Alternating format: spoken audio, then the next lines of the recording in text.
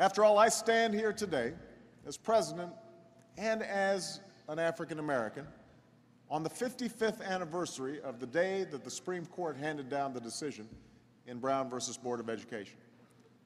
Now, Brown was, of course, the first major step in dismantling the separate but equal doctrine. But it would take a number of years and a nationwide movement to fully realize the dream of civil rights for all of God's children. There were freedom rides and lunch counters and billy clubs. There was also a Civil Rights Commission appointed by President Eisenhower. It was the 12 resolutions recommended by this commission that would ultimately become law in the Civil Rights Act of 1964.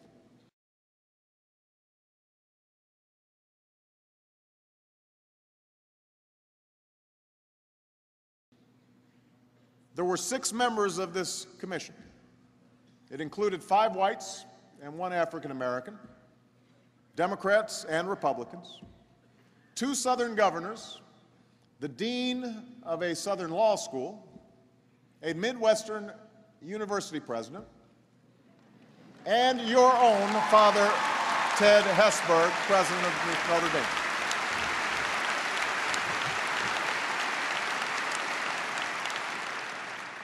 So they worked for 2 years, and at times President Eisenhower had to intervene personally since no hotel or restaurant in the South would serve the black and white members of the commission together. And finally, when they reached an impasse in Louisiana, Father Ted flew them all to Notre Dame's retreat in Land O'Lakes, Wisconsin, where they eventually overcame their differences and hammered out a final deal.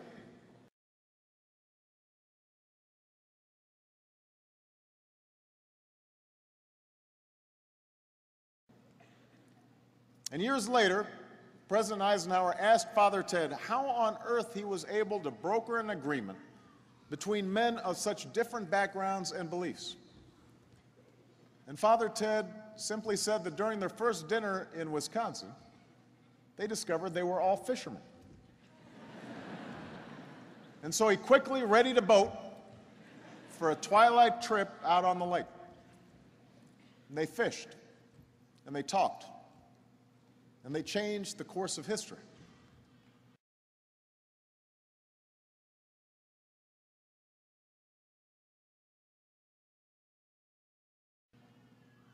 Now, I will not pretend that the challenges we face will be easy, or that the answers will come quickly, or that all our differences and divisions will fade happily away, because life is not that simple.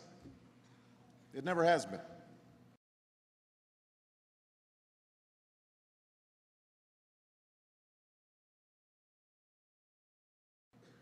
But as you leave here today, remember the lessons of Cardinal Bernardin, of Father Hesburgh, of movements for change, both large and small.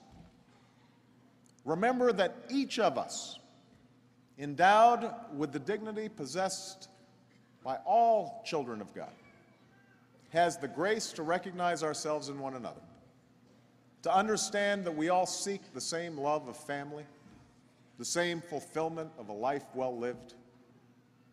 Remember that in the end, in some way, we are all fishermen.